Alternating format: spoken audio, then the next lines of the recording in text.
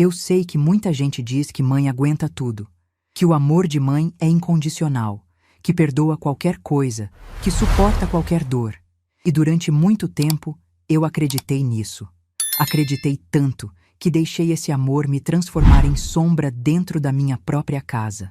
Me chamo Teresa Campos Ribeiro, tenho 68 anos, e essa história começa com uma frase que ficou gravada na minha memória como ferro em brasa.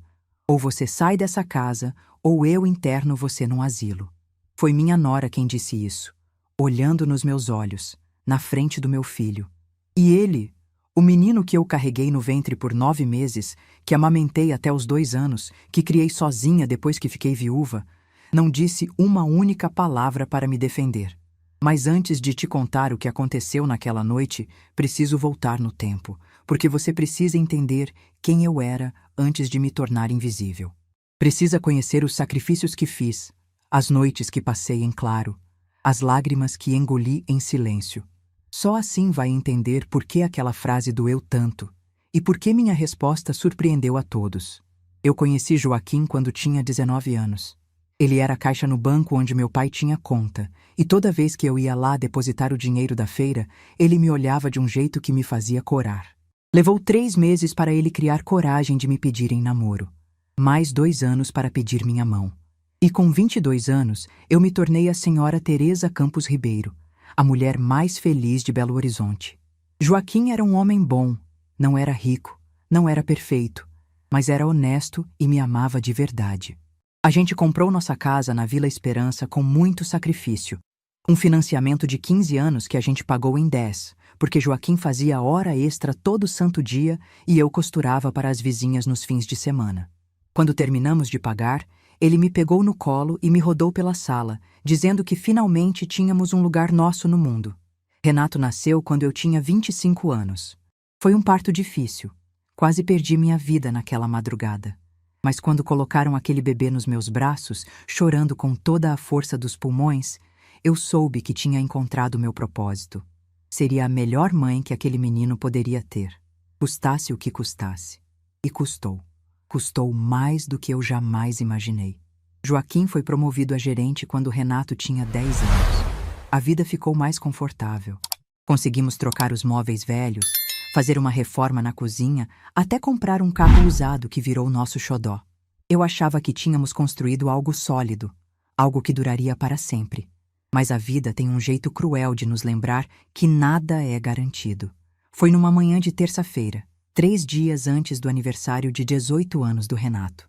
Eu estava na cozinha preparando o café quando ouvi um barulho estranho vindo do banheiro. Um baque surdo, como se algo pesado tivesse caído.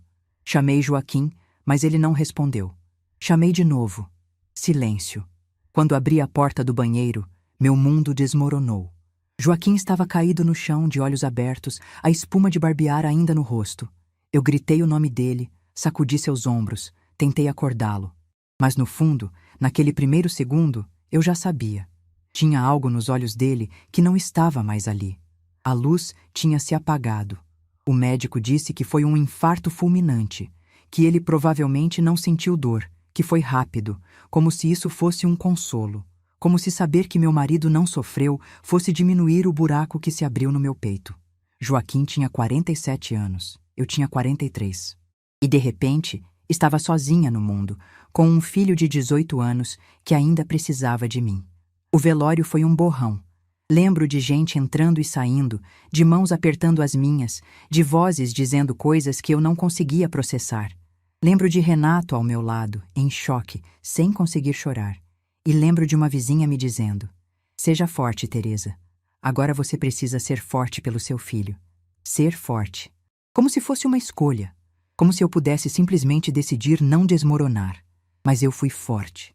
Não porque quisesse, mas porque não tinha outra opção. Nos meses seguintes, organizei a papelada do inventário, resolvi a pensão, coloquei as contas em ordem. A casa passou para o meu nome. Era o único bem que Joaquim deixou, além de um seguro de vida modesto. Calculei que, com a pensão e minhas economias, conseguiria manter Renato na faculdade se eu voltasse a trabalhar. E foi o que fiz. Voltei a costurar, como fazia antes de casar. Mas agora não era mais para complementar a renda. Era para sobreviver. Vocês não têm ideia do que foram aqueles anos. Eu acordava às 5 da manhã para adiantar as costuras antes de Renato acordar. Preparava o café dele, o almoço para ele levar, às vezes até o jantar adiantado. Depois passava o dia inteiro na máquina de costura, até minhas costas doerem tanto que eu precisava parar para tomar remédio. À noite, quando ele voltava da faculdade, eu fingia que estava tudo bem, que eu não estava exausta, que não sentia falta de ter uma vida própria, que não acordava de madrugada chorando de saudade do Joaquim. Renato nunca soube a metade do que eu passava, e eu preferia assim. Queria que ele focasse nos estudos, que construísse um futuro, que se tornasse o homem que o pai dele teria orgulho de ver. No segundo ano de faculdade, o dinheiro ficou curto. A pensão não tinha reajuste, a inflação comia nossas economias, e as encomendas de costura estavam diminuindo. Foi quando tomei uma decisão que me partiu o coração, mas que eu faria de novo sem pensar duas vezes. Vendi minhas alianças de casamento, aquelas alianças que Joaquim colocou no meu dedo no dia mais feliz da minha vida. Aquele círculo de ouro que simbolizava 20 anos de amor, de companheirismo, de uma vida construída a dois. Levei na joalheria do centro, engoli o choro enquanto o homem pesava na balança e saí de lá com o dinheiro para pagar a matrícula do semestre. Naquela noite, olhei para minha mão vazia e chorei até não ter mais lágrimas. Mas no dia seguinte, quando vi Renato sair para a faculdade com o boleto pago, soube que tinha feito a coisa certa. Meu filho era mais importante que qualquer joia, mais importante que qualquer lembrança material. Renato se formou aos 23 anos, em engenharia civil. A formatura foi numa sexta-feira de dezembro, num salão bonito no centro da cidade. Eu estava na primeira fila, com um vestido que eu mesma costurei para a ocasião, e quando chamaram o nome dele, eu chorei tanto que a mulher do meu lado me ofereceu um lenço. Naquele momento, olhando meu filho de beca e capelo, pensei em Joaquim. Pensei em como ele estaria orgulhoso. Pensei em todos os sacrifícios que fiz para chegar até ali. E pensei, valeu a pena. Cada noite sem dormir, cada refeição que pulei para ele comer melhor, cada sonho meu que ficou para trás, tudo valeu a pena. O que eu não sabia, o que eu nem podia imaginar, era que o menino que eu criei com tanto amor estava prestes a se transformar em um estranho. Depois da formatura, Renato conseguiu um emprego bom numa construtora. Passou a ganhar bem, comprou um carro, começou a sair com os amigos nos fins de semana. Eu ficava feliz em ver ele prosperando. Afinal, era para isso que eu tinha trabalhado tanto. Foi 4 anos depois da formatura que ele conheceu Fernanda. Ela apareceu na minha casa numa tarde de domingo, pendurada no braço do meu filho como se fosse um troféu. Bonita, bem vestida, com aquele sorriso largo de quem sabe exatamente o efeito que causa. Renato a apresentou como sua namorada, e eu vi nos olhos dele algo que não via há muito tempo: paixão. Aquela paixão cega que faz a gente ignorar todos os sinais de alerta. E os sinais estavam lá, desde o primeiro dia. Fernanda olhava para a minha casa como quem avalia um imóvel à venda. Elogiou o potencial do terreno. Perguntou quantos metros quadrados tinha. Comentou que o bairro estava valorizando. Quando soube que Renato era filho único, seus olhos brilharam de um jeito que me deu arrepios. Mas eu fiquei calada. Disse a mim mesma que estava sendo paranoica, que não podia julgar uma pessoa no primeiro encontro. Meu filho estava feliz, e isso era o que importava. O noivado veio 6 meses depois. Fernanda já tinha praticamente se mudado para nossa casa, passando mais tempo aqui do que no apartamento dos pais dela. Eu tentava ser simpática, cozinhava as comidas preferidas dela, dava espaço para o casal. Achava que, sendo uma boa sogra, conquistaria minha nora. Que ilusão! O casamento foi numa chácara nos arredores da cidade. Eu ajudei a pagar. Na verdade, paguei quase metade, porque Renato disse que estava juntando dinheiro para dar uma entrada num apartamento e não queria gastar tudo na festa. A família de Fernanda contribuiu com o restante, mas fizeram questão de deixar claro que estavam fazendo um esforço enorme. No dia da cerimônia, quando vi meu filho no altar esperando a noiva, meu coração se apertou. Não de tristeza, mas de um pressentimento que eu não conseguia explicar. Era como se algo dentro de mim soubesse que aquele casamento ia mudar tudo, e não para melhor. Depois da lua de mel, eles se mudaram para minha casa. Era para ser temporário, só até juntarem dinheiro para o apartamento próprio. Fernanda tinha acabado de mudar de emprego e Renato estava pagando as parcelas do carro. Fazia sentido. Eu tinha espaço de sobra e adoraria ter meu filho por perto. No início, as coisas até funcionaram.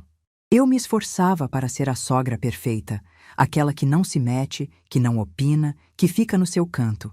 Cozinhava, limpava, deixava tudo arrumadinho para quando eles chegassem do trabalho. Achava que era o meu papel. Mas Fernanda foi testando meus limites, um por um. Primeiro foram os comentários sobre a comida, que tinha sal demais, que era pesada, que ela preferia coisas mais leves e modernas. Eu mudei minhas receitas, passei a cozinhar do jeito que ela gostava, mesmo que para mim aquilo não tivesse gosto de nada. Depois vieram as críticas à decoração, que os móveis eram antiquados, que as cortinas eram bregas, que a casa precisava de uma repaginada. Aos poucos, meus quadros foram parar no armário, minhas toalhas de mesa foram substituídas e a sala que eu decorei com tanto carinho foi se transformando em algo que eu não reconhecia. E então veio o pedido que me tirou o chão. Numa noite, depois do jantar, Fernanda comentou casualmente que o quarto deles estava apertado, que ela precisava de mais espaço para o closet, que seria muito melhor se eles ficassem com a suíte, o meu quarto, o quarto que eu dividia com Joaquim há mais de 20 anos. Eu olhei para Renato esperando que ele dissesse alguma coisa, que defendesse meu espaço, minha história, minhas memórias, mas ele apenas deu de ombros e disse: "Mãe, é só uma troca de quartos, não é grande coisa." Não é grande coisa. Naquele quarto, Joaquim e eu planejamos nosso futuro. Naquele quarto, choramos juntos quando perdemos a gravidez antes do Renato. Naquele quarto, ele me abraçava nas noites frias e dizia que eu era a mulher da vida dele. E para o meu filho, trocar tudo isso por um closet maior para a esposa não era grande coisa. Eu me mudei para o quarto dos fundos sem reclamar. Era menor, mais escuro, com uma janela que dava para o muro do vizinho. Mas eu me convenci de que estava fazendo isso pela harmonia da família, que era só um quarto, que o importante era estarmos juntos. Foi o primeiro passo da minha transformação em fantasma. Depois que me mudei para o quarto dos fundos, as coisas foram piorando de um jeito que eu nem percebia no começo. Era como se Fernanda tivesse traçado um plano, e cada dia fosse mais um passo para me empurrar para fora da minha própria vida. Os comentários sobre a casa continuaram, mas agora eram mais diretos. Ela não gostava do bairro, achava longe do trabalho, reclamava que o comércio era fraco. Dizia que as amigas dela moravam em bairros melhores, com academia na esquina, padaria artesanal, cafeteria chique, como se a Vila Esperança, onde eu criei meu filho e construí minha história, fosse um lugar vergonhoso. Renato, que nasceu e cresceu naquele bairro, começou a repetir as mesmas reclamações. Que o trânsito era ruim, que não tinha opção de lazer, que precisavam de algo mais moderno. Eu ouvia aquilo e me perguntava: quando foi que meu filho virou esse estranho? Mas o pior ainda estava por vir. Muitos anos se passaram. Renato e Fernanda tentaram ter filhos por mais de uma década, enfrentando tratamentos e frustrações. Quando já tinham quase perdido as esperanças, Fernanda anunciou que estava esperando um bebê. Meu coração disparou de alegria. Finalmente eu seria a avó. Finalmente teria alguém para mimar, para contar histórias, para levar no parque. Imaginei tardes inteiras brincando com meu netinho ou netinha, ensinando a fazer bolo como minha mãe me ensinou, passando adiante todo o amor que eu tinha guardado. A gravidez de Fernanda foi tranquila, mas ela fez questão de me manter à distância. Não me deixava acompanhar nas consultas. Não pedia minha opinião sobre nada. Não queria saber das minhas experiências como mãe.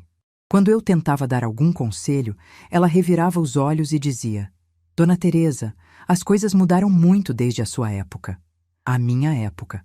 Como se eu fosse uma relíquia de museu. Alice nasceu numa madrugada de março, num hospital particular do outro lado da cidade.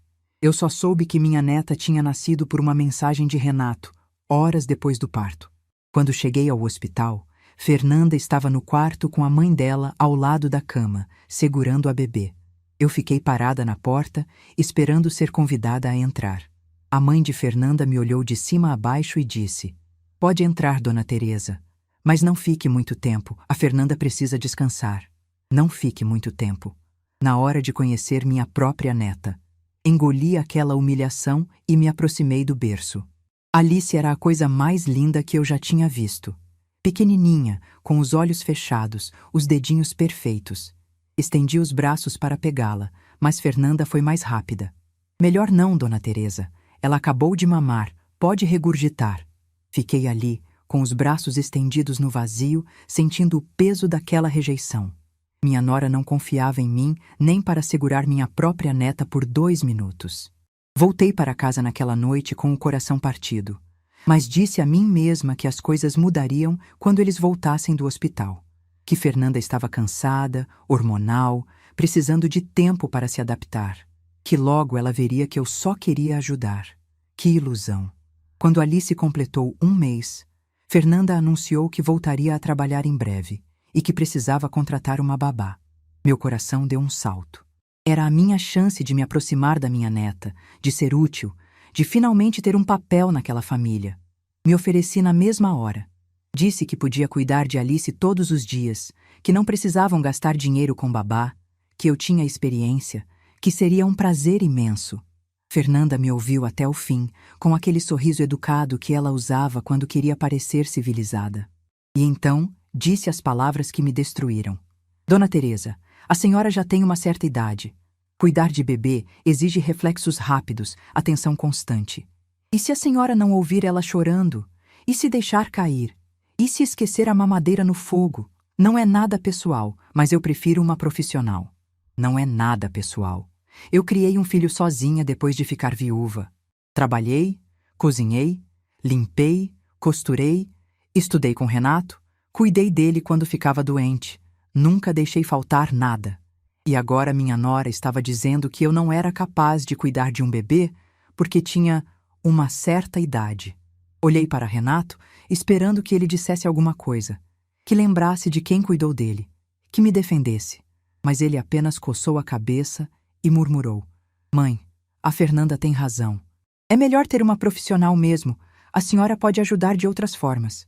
De outras formas, como empregada doméstica, ele queria dizer, porque era isso que eu tinha me tornado naquela casa. A pessoa que cozinhava, limpava, lavava, passava, organizava, mas que não tinha direito de ser avó. Fernanda contratou uma babá chamada Jéssica. 24 anos, recém-formada em pedagogia, cheia de energia e teorias modernas sobre criação de filhos. Ela chegava de manhã, cuidava de Alice o dia inteiro e só ia embora quando Fernanda voltava do trabalho. Eu ficava rondando pela casa, querendo ajudar, querendo participar, mas sempre me sentindo uma intrusa. Às vezes, quando Jéssica ia ao banheiro ou preparar a mamadeira, eu corria para o quartinho de Alice e ficava olhando ela dormir no berço. Passava a mão de leve no rostinho dela, cantarolava baixinho as mesmas canções que cantava para Renato. Eram os únicos momentos em que me sentia avó de verdade. Mas Fernanda descobriu. Um dia, ela chegou mais cedo do trabalho e me encontrou no quarto de Alice, com a bebê no colo, cantando uma canção de ninar. A menina estava quase dormindo, tão tranquila, tão aconchegada nos meus braços. Por um segundo, achei que Fernanda fosse sorrir, fosse perceber que eu não era uma ameaça. Mas o rosto dela se transformou. O que a senhora está fazendo? A voz era baixa, controlada, mas carregada de veneno. Alice se assustou e começou a choramingar. Fernanda atravessou o quarto em 2 passos e arrancou a bebê dos meus braços com tanta força que eu cambaleei para trás. Eu já disse que não quero a senhora sozinha com a Alice. Quantas vezes vou ter que repetir? A senhora não respeita nada nessa casa. Eu tentei me explicar. Disse que Jéssica tinha ido ao banheiro, que a Alice estava chorando e eu só quis acalmar. Mas Fernanda não queria ouvir. Ela saiu do quarto bufando, com Alice chorando nos braços. E eu fiquei ali parada, sentindo o chão sumir debaixo dos meus pés. Naquela noite, ouvi a conversa deles através da parede. Fernanda dizendo que eu era invasiva, que não respeitava limites, que estava atrapalhando a rotina da criança. E Renato concordando com tudo, dizendo que ia conversar comigo. A conversa veio no dia seguinte. Meu filho sentou na minha frente, com aquele jeito constrangido de quem sabe que está fazendo algo errado, mas vai fazer mesmo assim, e disse: Mãe, A senhora precisa entender que a Alice é filha da Fernanda. Ela que decide como criar. A senhora tem que respeitar isso. A Alice é filha da Fernanda. Não nossa filha.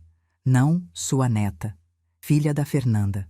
Como se eu não tivesse nenhum parentesco com aquela criança. Como se o sangue do meu sangue não corresse nas veias dela. Respondi com a voz tremendo. Renato, eu só quero ser avó. Só quero participar da vida da minha neta. É pedir demais? Ele suspirou, desviou o olhar e disse a frase que me marcou para sempre. Mãe, às vezes, amor demais sufoca. A senhora precisa dar espaço. Amor demais sufoca. 25 anos de sacrifício. Noites em claro costurando para pagar a faculdade dele. Alianças vendidas para ele não perder o semestre. Refeições que eu pulei para ele comer melhor. E agora meu amor era demais. Meu amor sufocava. A partir daquele dia, me afastei ainda mais. Parei de ir ao quarto de Alice sem ser chamada. Parei de oferecer ajuda com a bebê. Parei de cantar as canções que minha mãe me ensinou. Fiquei no meu canto, no meu quartinho escuro, tentando ocupar o menor espaço possível. Mas mesmo assim, não era suficiente. Fernanda começou uma nova campanha. Dessa vez, o alvo era a escritura da casa. Ela nunca falava diretamente comigo sobre isso. Era sempre através de Renato, sempre com aquele jeitinho manipulador de quem planta uma ideia e deixa crescer. Eu ouvia as conversas à noite quando eles achavam que eu estava dormindo. Amor, não faz sentido essa casa estar no nome da sua mãe. Ela já é idosa, pode ter problemas de saúde a qualquer momento. E se ela ficar incapacitada? E se precisar ir para uma clínica? Vai ser uma burocracia enorme para resolver a situação do imóvel. Renato murmurava algo que eu não entendia. Eu sei que ela é sua mãe, mas pensa com a cabeça, não com o coração. Se a casa estiver no seu nome, a gente tem segurança. Pode reformar, pode vender se precisar, pode fazer o que quiser. Enquanto estiver no nome dela, a gente fica de mãos atadas. Mãos atadas, como se a casa fosse uma prisão que eu impunha a eles. Como se eu, a mulher que quitou aquele imóvel com suor e lágrimas, fosse um obstáculo no caminho da felicidade deles. Um dia, Renato apareceu no meu quarto com um papel na mão. Estava com aquela cara de quem ensaiou o discurso várias vezes, aquele jeito artificial de quem está repetindo as palavras de outra pessoa. Mãe, eu queria conversar com a senhora sobre uma coisa. É sobre a casa. Meu coração gelou, mas mantive a expressão calma. Pode falar, filho. Ele sentou na beirada da minha cama, sem me olhar nos olhos. A Fernanda e eu estivemos pensando. Faria sentido a senhora passar a casa pro meu nome. É só uma formalidade, sabe? A senhora continua morando aqui, nada muda. Mas é mais seguro ter no meu nome para qualquer eventualidade. Estendi a mão e peguei o papel. Era um documento de doação em vida. Eu leria cada linha, devagar, processando as palavras. A transferência era total. Não havia cláusula de usufruto. Não havia nenhuma garantia de que eu poderia continuar morando ali. Se eu assinasse aquele papel, no dia seguinte eles poderiam me colocar na rua legalmente. Olhei para meu filho e vi algo que me doeu mais do que qualquer palavra. Ele realmente achava que eu não ia perceber. Achava que eu era uma velha boba que assinaria qualquer coisa que ele pedisse. Preciso pensar, Renato.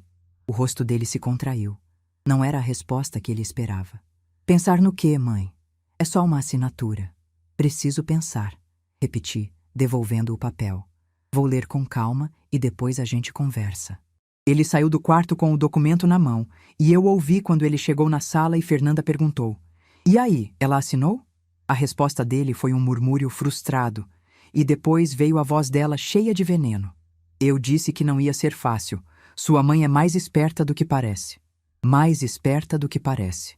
Naquela noite, deitada no meu quarto escuro, tomei uma decisão. Não ia assinar nada.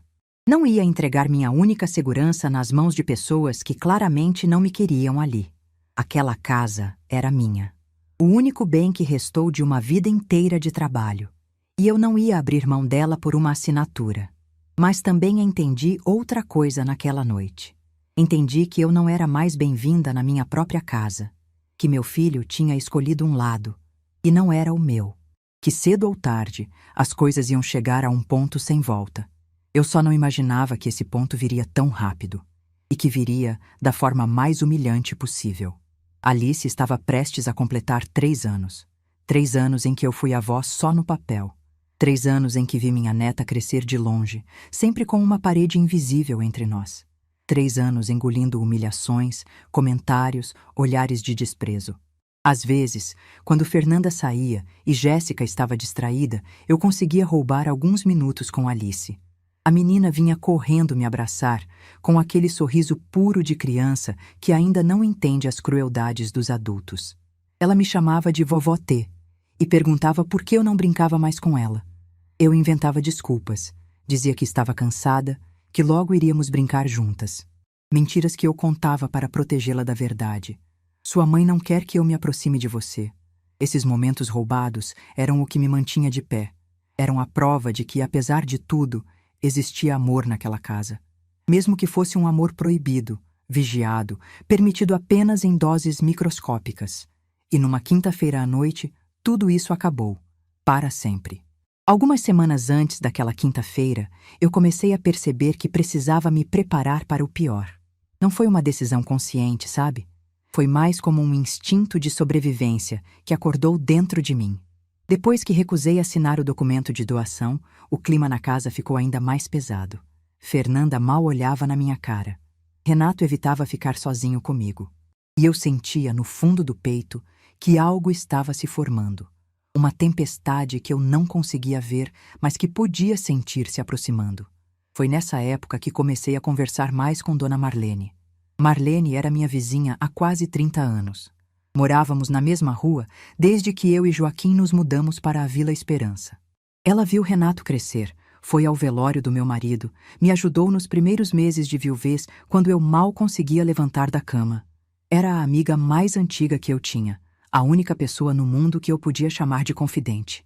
Eu tinha vergonha de contar para ela o que estava acontecendo dentro da minha própria casa. Durante anos, fingi que estava tudo bem. Quando ela perguntava sobre Fernanda, eu dizia que era uma boa nora. Quando perguntava sobre Renato, eu dizia que era um bom filho. Mentia para proteger a imagem da minha família, mesmo que essa família estivesse me destruindo por dentro.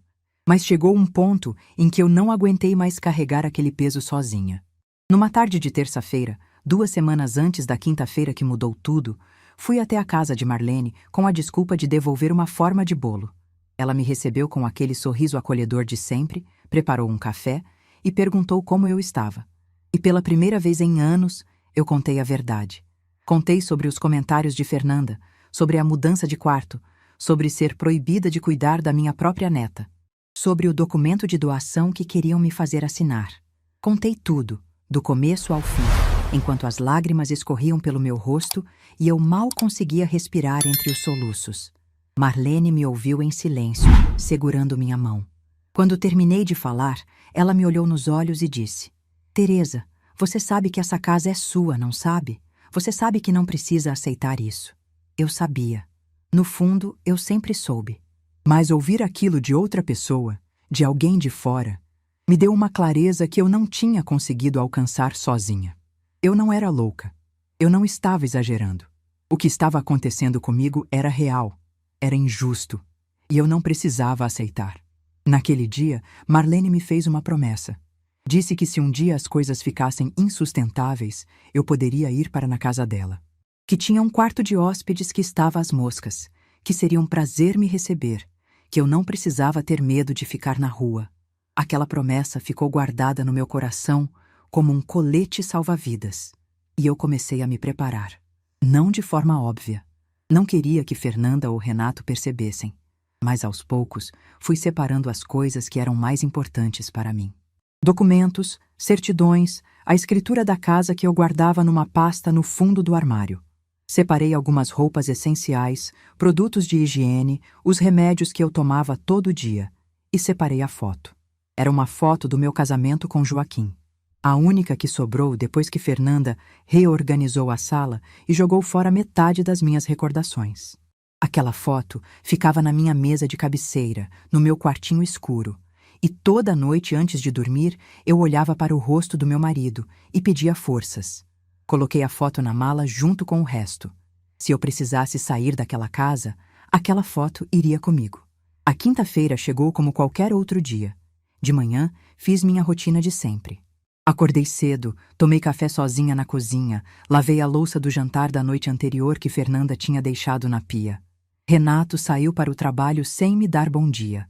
Fernanda saiu logo depois, dizendo que tinha um jantar com as amigas e voltaria tarde.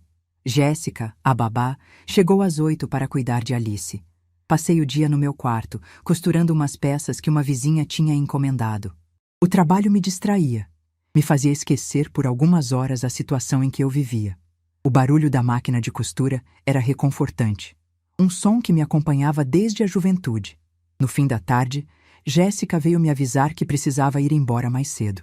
A mãe dela estava passando mal e ela precisava correr para o hospital. Perguntou se eu podia ficar de olho na Alice até Fernanda voltar. Eu disse que sim, claro, e meu coração deu um salto de alegria.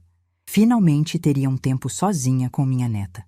Alice estava assistindo o desenho na sala quando Jéssica foi embora. Me sentei no sofá ao lado dela e a menina imediatamente se aconchegou no meu colo. Ficamos ali, as duas, vendo um desenho sobre uma princesa que morava num castelo de gelo. Alice me explicava da história toda, com aquela empolgação de criança de 3 anos, e eu fingia que estava prestando atenção, enquanto na verdade só queria gravar cada segundo daquele momento. Quando o desenho acabou, ela pediu para eu cantar a música que ela gostava. Era uma canção de ninar que minha mãe cantava para mim, que eu cantei para Renato, e que agora cantava escondido para Alice nos poucos momentos que conseguíamos ficar juntas. Comecei a cantarolar baixinho e a menina foi fechando os olhos, relaxando nos meus braços. Eu estava em paz. Uma paz que não sentia há anos. Foi quando ouvi a porta da frente se abrir. Fernanda entrou tropeçando nos próprios pés. O jantar com as amigas tinha incluído bastante vinho, pelo que eu pude perceber. Ela jogou a bolsa no aparador da entrada, tirou os sapatos de salto e veio caminhando em direção à sala. Quando me viu ali, com Alice adormecida no meu colo, seu rosto se transformou. "O que você está fazendo?" A voz dela era baixa, arrastada, mas carregada de raiva. Alice se mexeu no meu colo, incomodada com o barulho. Eu fiz sinal para Fernanda falar mais baixo, mas isso só piorou as coisas. "Não me manda calar a boca na minha própria casa!" Ela atravessou a sala em passos largos e arrancou Alice dos meus braços. A menina acordou assustada, chorando, sem entender o que estava acontecendo. Fernanda a segurava de qualquer jeito, sacudindo a criança enquanto gritava comigo. "Quantas vezes eu vou ter que dizer que você não pode ficar sozinha com a minha filha? Quantas vezes, Dona Teresa? Você é surda ou se faz de surda?" Eu me levantei do sofá devagar, tentando manter a calma. "Fernanda, a Jéssica precisou sair mais cedo. A mãe dela passou mal. Eu só fiquei com a Alice até você chegar. Ela estava dormindo. Estava tudo bem." "Tudo bem?" Fernanda deu uma risada sarcástica. "Nada está bem enquanto você estiver nessa casa. Você não entende isso? Você atrapalha tudo. Atrapalha meu casamento, atrapalha a rotina da minha filha, atrapalha minha vida." Alice chorava cada vez mais alto, assustada com os gritos da mãe. Eu estendi os braços instintivamente, querendo acalmar minha neta, mas Fernanda deu um passo para trás. "Não toca nela! Não encosta na minha filha!" Foi nesse momento que Renato apareceu. Ele tinha chegado do trabalho durante a confusão e estava parado na porta da sala, com a pasta na mão, olhando a cena sem saber o que fazer. Nossos olhos se encontraram, e eu vi ali a minha última esperança. Meu filho, o menino que eu criei com tanto sacrifício. Ele ia me defender, ia colocar Fernanda no lugar dela. Ia lembrar de quem eu era. "Renato", eu disse com a voz tremendo, "fala para sua esposa que eu não fiz nada de errado. A Jéssica teve uma emergência, eu só cuidei da Alice por algumas horas." Renato olhou para mim. Depois olhou para Fernanda. E eu vi no rosto dele aquela expressão que eu conhecia tão bem, a expressão de quem vai escolher o caminho mais fácil. "Mãe, a senhora sabe que a Fernanda não gosta que a senhora fique sozinha com a Alice. A senhora devia ter ligado para a gente." Ligado. Para pedir permissão. Para cuidar da minha própria neta. Fernanda sorriu vitoriosa. "Viu? Até o Renato concorda comigo. Você não respeita nada, Dona Teresa, nada." Ela colocou Alice no chão e a menina veio correndo me abraçar, chorando e pedindo colo. Mas Fernanda a puxou de volta, dizendo que estava na hora de dormir. Alice gritou: Vovó T! Vovó T! Estendendo os bracinhos para mim enquanto era arrastada para o quarto. Aquele grito ficou ecoando na minha cabeça como uma sirene. Quando Alice sumiu no corredor, Fernanda se virou para mim com um olhar que eu nunca vou esquecer. Frio, calculado, decidido. Sabe, Dona Teresa, eu cansei. Cansei de fingir que essa situação funciona. Cansei de dividir minha casa com uma velha que não sabe qual é o lugar dela. Fernanda! Renato tentou interromper, mas ela levantou a mão. Não, Renato. Deixa eu falar. Ela deu um passo na minha direção. Eu vou ser bem clara, Dona Teresa, para não ter mal entendido. Ou você sai dessa casa por vontade própria, ou eu interno você num asilo. Você escolhe. O mundo parou. Eu ouvi cada palavra. Senti cada sílaba entrando no meu peito como agulhas. Olhei para Fernanda, depois para Renato. Meu filho estava ali, parado, calado, olhando para o chão. Ele tinha ouvido. Ele tinha ouvido sua esposa ameaçar internar sua própria mãe num asilo. E não disse uma palavra. Renato, eu chamei, com a voz firme. Você não vai dizer nada? Ele levantou os olhos, me olhou por um segundo e disse a frase que selou nosso destino. Mãe, talvez seja melhor a senhora pensar em outras opções. A gente precisa de espaço. A gente precisa de espaço. 25 anos de sacrifício. Noites sem dormir. Alianças vendidas. Refeições puladas. Sonhos abandonados. Tudo para criar aquele homem.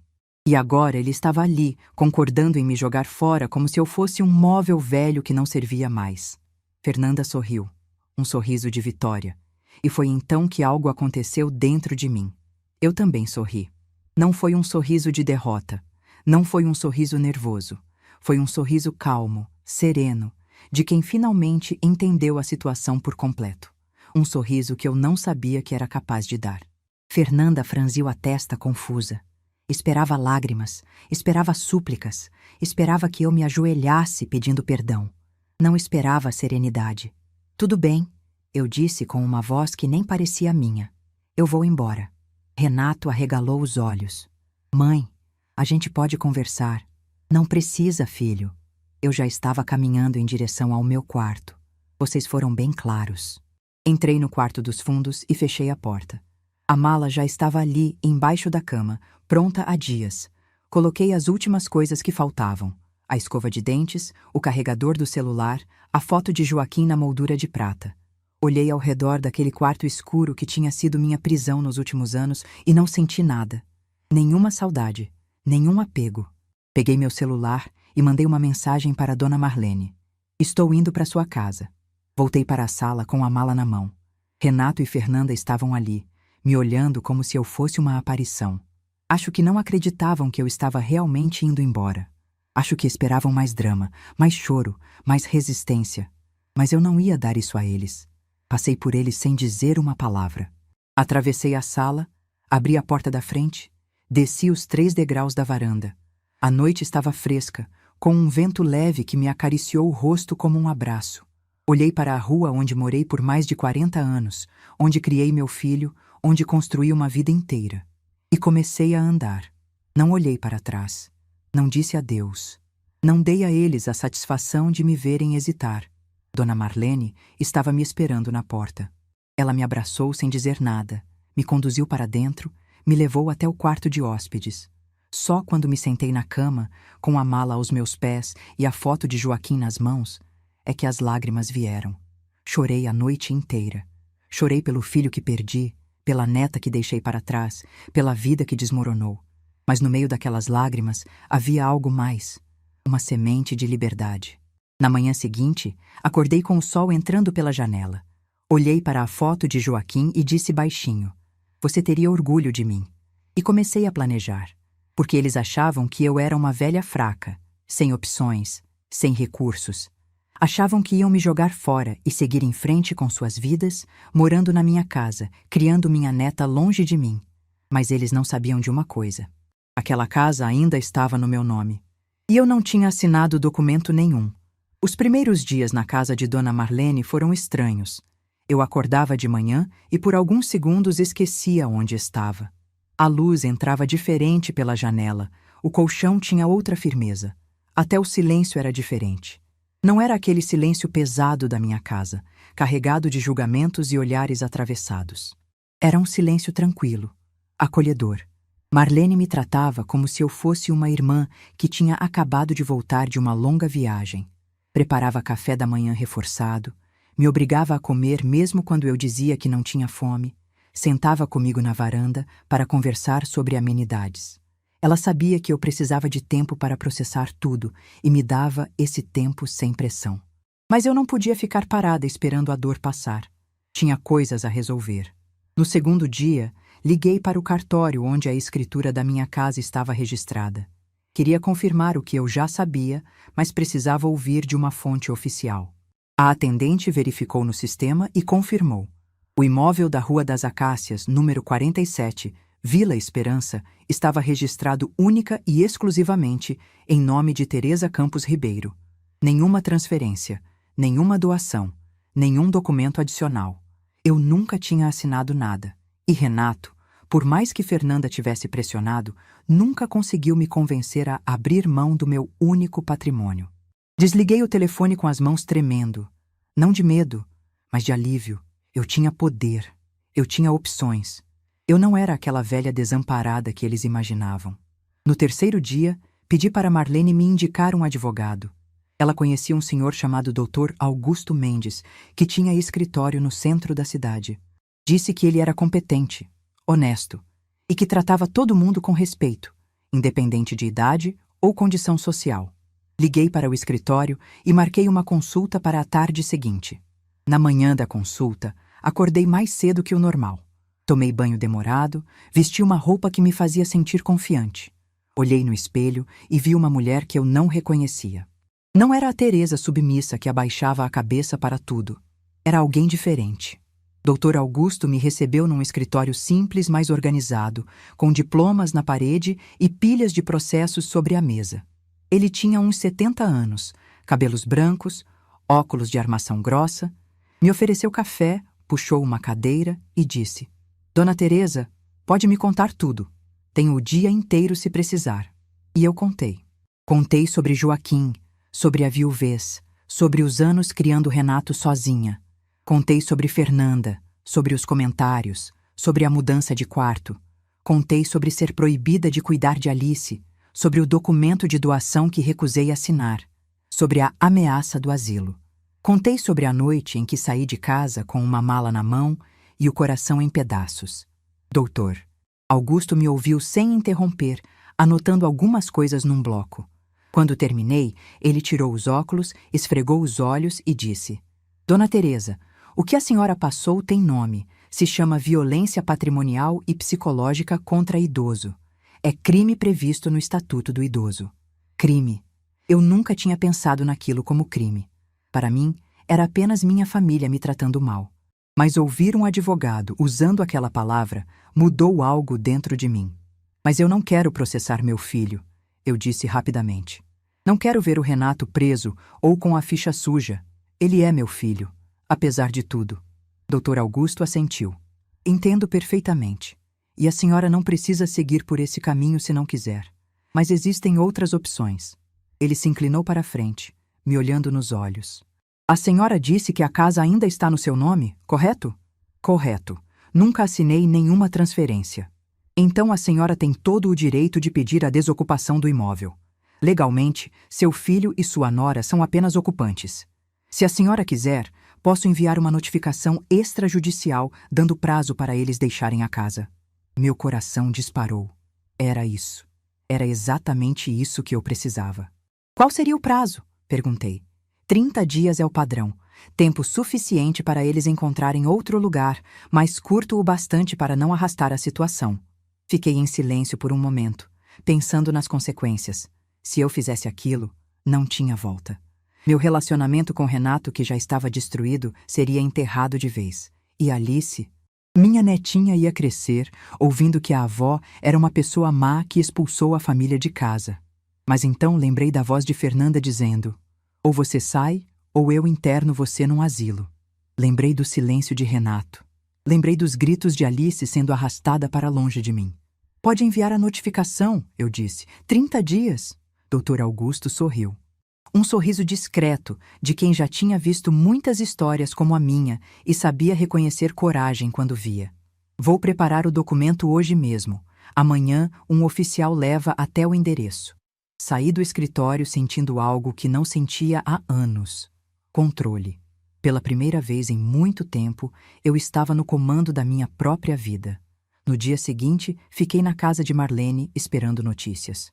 Ela tentou me distrair com conversa, com televisão, com receitas de bolo que queria experimentar. Mas minha mente estava na Rua das Acácias, imaginando o momento em que a notificação chegaria. Dr. Augusto me ligou no fim da tarde. Dona Teresa, a notificação foi entregue. Seu filho assinou o recebimento. Como ele reagiu? Perguntei, sem conseguir conter a curiosidade. Segundo o oficial, ele ficou pálido. Leu o documento 3 vezes, como se não acreditasse no que estava escrito. Perguntou se era algum tipo de engano. Engano. Renato achava que era um engano. Achava que a mãe que ele tinha expulsado não seria capaz de se defender. E a Fernanda? Perguntei. Ela estava lá? Não, só seu filho. Mas o oficial disse que ele ligou para alguém assim que terminou de ler. Provavelmente para ela. Eu conseguia imaginar a cena. Renato ligando para Fernanda em pânico, ela achando que era brincadeira, depois percebendo que era real. Os dois descobrindo que a casa que achavam que seria deles nunca saiu do meu nome. Marlene, que estava ouvindo a conversa ao meu lado, apertou minha mão. Você fez a coisa certa, Teresa. Eu assenti, mas não consegui responder. Havia um nó na minha garganta que não me deixava falar. As ligações começaram naquela mesma noite. O celular tocou às 8 e pouco. Era Renato. Eu olhei para a tela, vi o nome dele piscando e deixei tocar até parar. Tocou de novo, e de novo. Na 4ª vez, ele desistiu e mandou uma mensagem de texto. Mãe, a gente precisa conversar. Por favor, me liga. Não respondi. Meia hora depois, outra mensagem. Mãe, isso é sério. Você não pode fazer isso com a gente. Pensa na Alice. Pensa na Alice. Ele estava usando minha neta para me manipular. A mesma neta que ele me proibiu de abraçar, de cuidar, de amar livremente. Agora queria que eu pensasse nela. Respondi apenas: 30 dias, Renato. Procure outro lugar. O telefone ficou em silêncio por alguns minutos. Depois veio uma enxurrada de mensagens. Mãe, você está sendo injusta. A Fernanda está desesperada. Não temos para onde ir. Você quer ver sua neta na rua? Depois de tudo que eu fiz por você? Depois de tudo que ele fez por mim. Aquela frase me fez rir. Um riso amargo, sem humor. O que exatamente meu filho tinha feito por mim, além de me humilhar e deixar a esposa me tratar como lixo? Não respondi mais. Desliguei o celular e fui dormir. Nos dias seguintes, as tentativas de contato se multiplicaram. Renato ligava de manhã, de tarde, de noite. Mandava mensagens longas se justificando, dizendo que tinha sido influenciado. Dizia que me amava, que eu era a mãe dele, que família não se abandona. Família não se abandona. Ele estava realmente usando essa frase comigo. Ele, que tinha concordado em me internar num asilo. Fernanda também tentou me contatar. Mandou mensagens pedindo desculpas, dizendo que tinha exagerado, que nunca teve intenção de me magoar de verdade. Disse que podíamos recomeçar do zero. Eu li todas as mensagens, cada uma delas, e não respondi a nenhuma. Na segunda semana, os pais de Fernanda apareceram na casa de Marlene. Eu estava na varanda quando vi o carro deles estacionando. Reconheci a mãe dela, aquela mesma mulher que me tratou com desdém no hospital quando Alice nasceu. Ela desceu do carro com um sorriso forçado, segurando uma caixa de bombons. Marlene atendeu a porta. A mãe de Fernanda se apresentou. Disse que queria conversar como gente civilizada. Marlene olhou para mim, perguntando silenciosamente se eu queria receber. Por um momento, considerei dizer não. Mas pensei que talvez fosse bom ouvir o que ela tinha a dizer. Pode deixar ela entrar, eu disse. A mulher se sentou na sala de Marlene como se fosse dona do lugar. Colocou a caixa de bombons na mesa de centro, cruzou as pernas e começou o discurso que obviamente tinha ensaiado. Dona Teresa, eu entendo que a senhora está magoada. A Fernanda me contou tudo e eu admito que minha filha errou. Mas daí a expulsar a família da própria casa? Eu não estou expulsando ninguém, eu interrompi. Estou exercendo o meu direito de proprietária. A casa é minha. Sempre foi. E eu decidi que não quero mais que eles morem lá. A mulher piscou, claramente não esperando aquela resposta direta. Mas, Dona Teresa, eles não têm para onde ir. O Renato e a Fernanda não têm condições de comprar uma casa agora e alugar em Belo Horizonte está muito caro. Isso não é problema meu. O rosto dela se contraiu. A máscara de simpatia começou a escorregar. A senhora está sendo muito dura. Pense na sua neta. A Alice adora a senhora. A Alice foi arrancada dos meus braços enquanto chorava pedindo pela avó. A Alice foi proibida de ficar sozinha comigo por 3 anos. Não me venha falar da Alice. A mãe de Fernanda ficou sem palavras. Olhou para Marlene como se esperasse apoio, mas minha amiga apenas cruzou os braços e ficou em silêncio. Eu acho que essa conversa não vai levar a lugar nenhum, a mulher disse finalmente se levantando. A senhora vai se arrepender disso, Dona Teresa. Vai ficar sozinha, sem família, e vai perceber que cometeu um erro. Pode ser, eu respondi. Mas vai ser um erro meu. Pela primeira vez em muitos anos, as escolhas são minhas. Ela saiu sem pegar a caixa de bombons. Marlene jogou no lixo assim que o carro sumiu na esquina.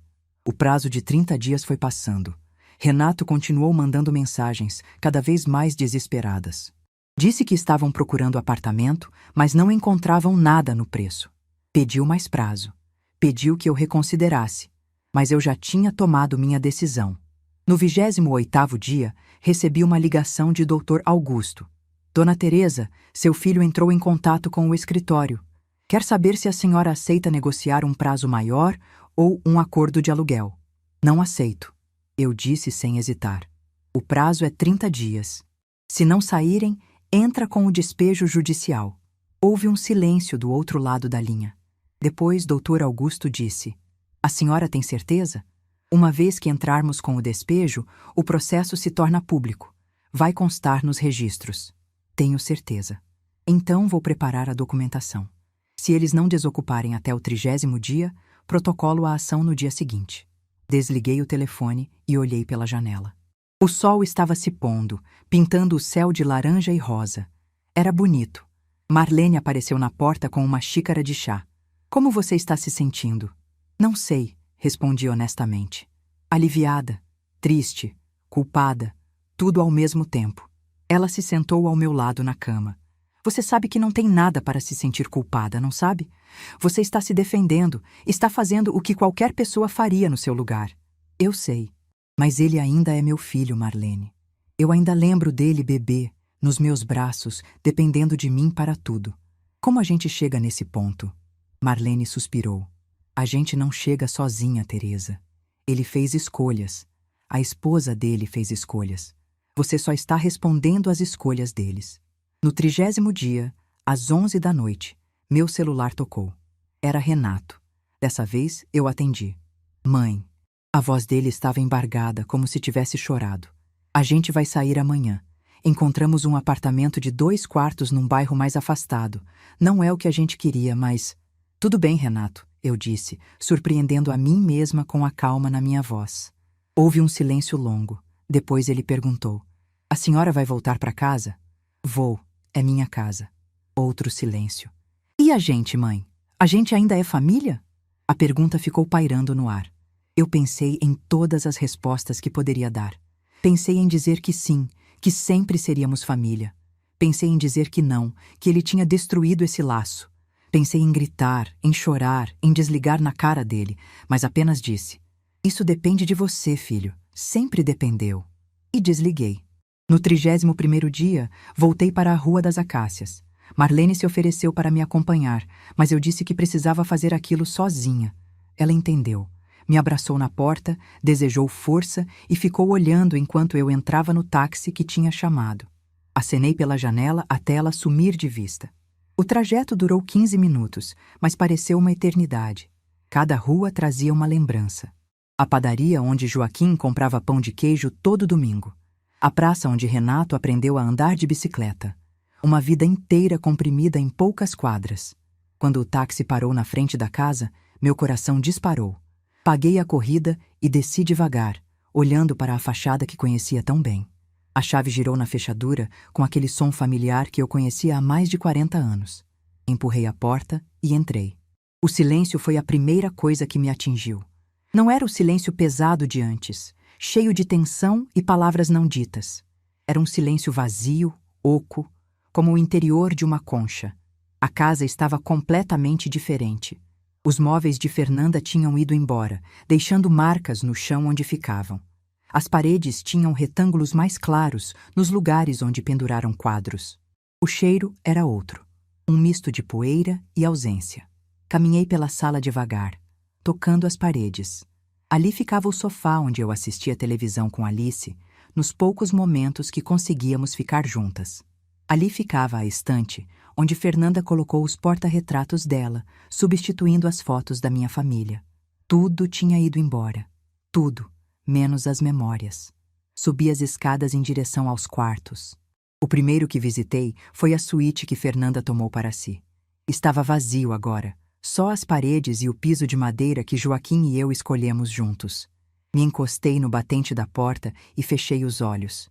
Por um segundo, consegui sentir o perfume dele. Aquele perfume de lavanda que ficou impregnado no armário por anos depois que ele partiu. Abri os olhos e o perfume se foi. Era só imaginação. Mas foi bom. Desci e fui para a cozinha. Era o cômodo que mais tinha a minha cara. O azulejo que eu escolhi, a bancada de mármore que economizamos para comprar, a janela que dava para o quintal. Abri a torneira para ver se funcionava. A água saiu marrom no começo, depois clareou. Sentei numa das cadeiras que restaram e fiquei olhando para o nada. Pensei em todas as refeições que preparei ali. Pensei em Renato criança, sentado nessa mesma cadeira, fazendo lição enquanto eu cozinhava. Pensei em Joaquim me abraçando por trás e dizendo que a comida estava com cheiro bom. Lágrimas escorreram pelo meu rosto, mas eu não as sequei. Deixei que caíssem. Eram lágrimas de despedida, porque eu já tinha tomado uma decisão. Não ia morar naquela casa novamente. Não conseguia. Cada canto me lembrava de algo, e nem todas as lembranças eram boas. Os últimos anos tinham manchado aquele lugar com humilhação, desrespeito, dor. Eu podia reformar, pintar, trocar os móveis, mas não conseguiria apagar as vozes. A voz de Fernanda me chamando de velha. A voz de Renato dizendo que eu precisava dar espaço. A voz de Alice chorando enquanto era arrancada dos meus braços. Aquela casa tinha sido meu lar. Mas lar não é só paredes e teto. Lar é onde a gente se sente segura, amada, respeitada. E eu não me sentia mais nada disso ali. Peguei o celular e liguei para a imobiliária que Dr. Augusto tinha indicado. Marquei uma avaliação para a semana seguinte. Ia vender a casa e começar de novo. Os dias seguintes foram de organização. Contratei uma empresa para limpeza, consertei o que precisava, pintei as paredes. Queria que a casa estivesse apresentável para os compradores. Enquanto supervisionava a reforma, encontrei a caixa de recordações que Fernanda tinha jogado fora. Ela não tinha jogado, tinha escondido. Dentro estavam fotos antigas, documentos, a certidão de casamento, até algumas joias da minha mãe. Segurei aquela caixa contra o peito e chorei de alívio. A avaliação confirmou o que Dr. Augusto tinha suspeitado. A casa valia bem mais do que eu imaginava. O bairro tinha se valorizado nos últimos anos e imóveis daquele tamanho estavam em alta. O corretor disse que conseguiria vender em poucos meses, talvez semanas, pelo preço que eu pedia. E foi o que aconteceu. Em menos de 2 meses, recebi uma proposta de um casal jovem esperando o primeiro filho. Eles olharam para a casa com os mesmos olhos que eu e Joaquim tínhamos quando a compramos. Aceitei a proposta.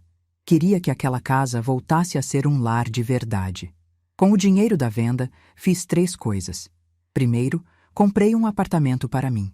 Pequeno, de 2 quartos, num prédio com portaria no centro da cidade. Tinha elevador, área de lazer, vizinhos simpáticos.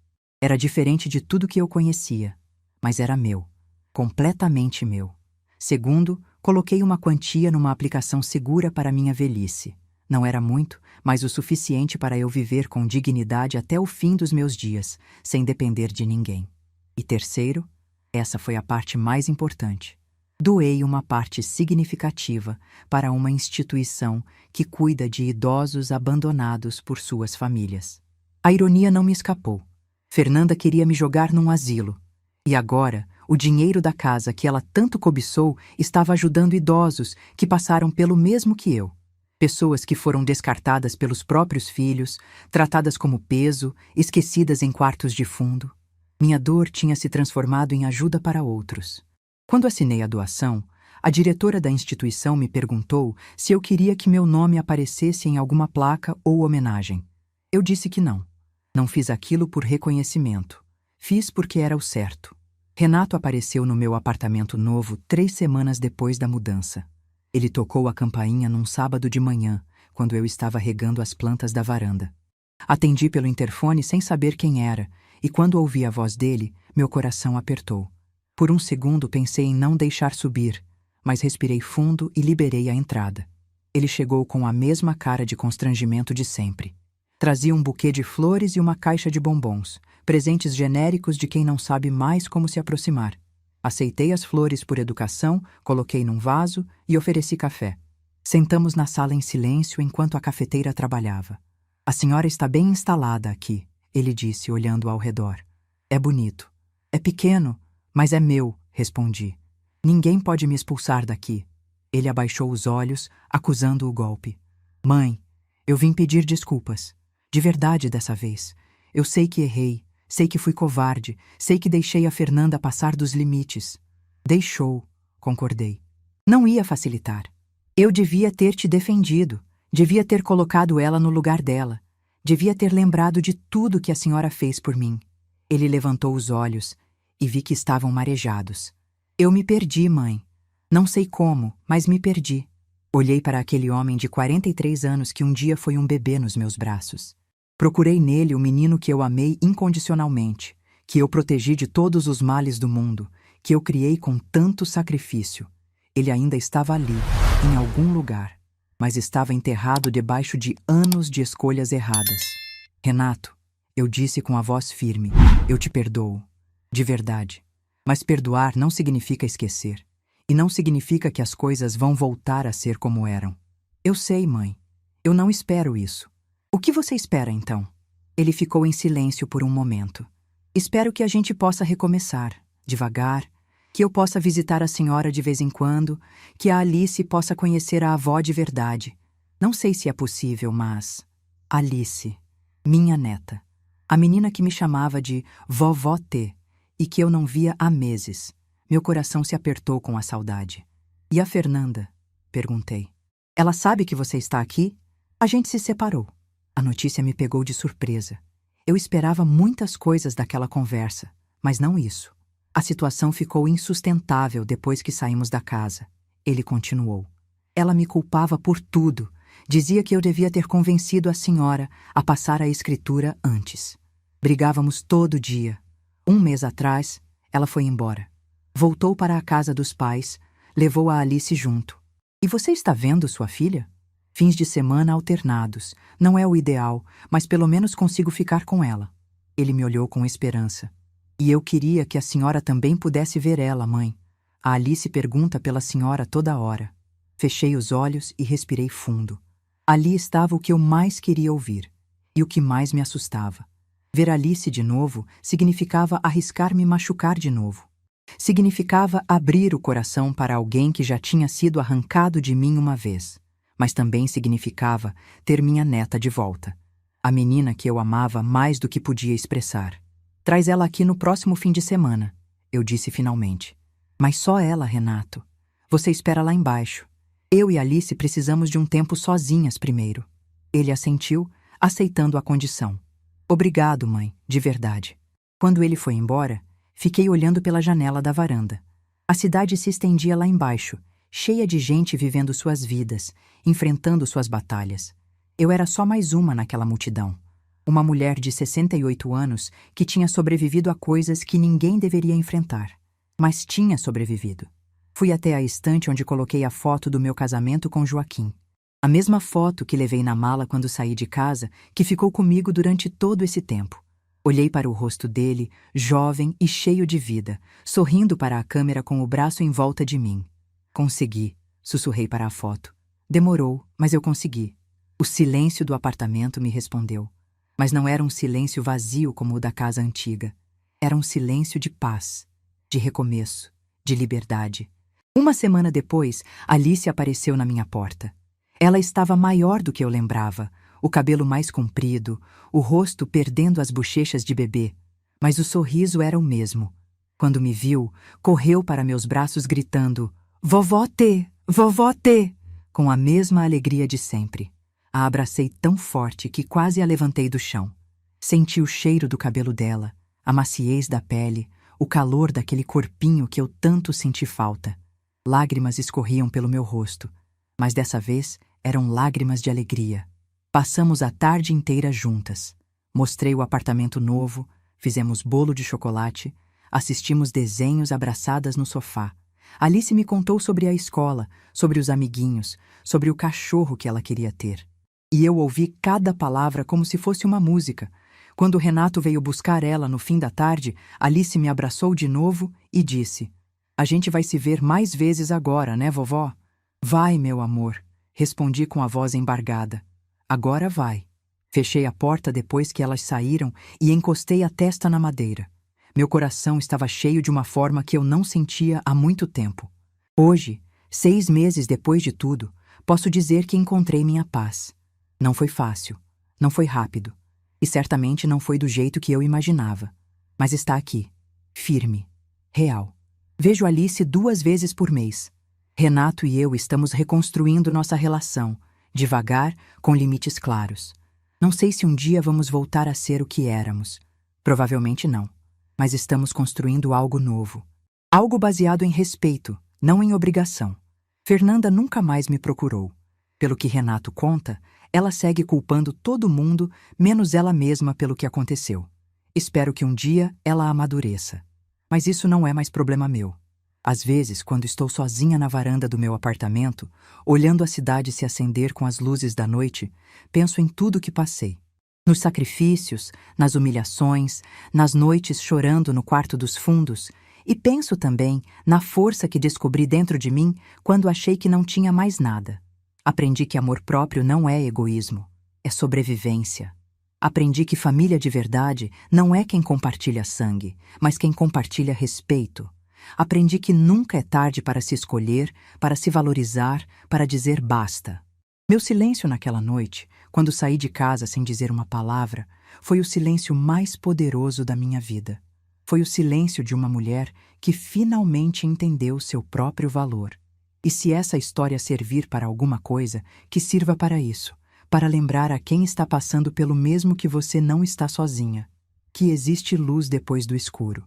E que, às vezes, a maior prova de amor que podemos dar a nós mesmas é simplesmente ter coragem de ir embora. Se essa história tocou seu coração, deixe seu like, se inscreva no canal e comente aqui embaixo. No meu lugar, o que você faria?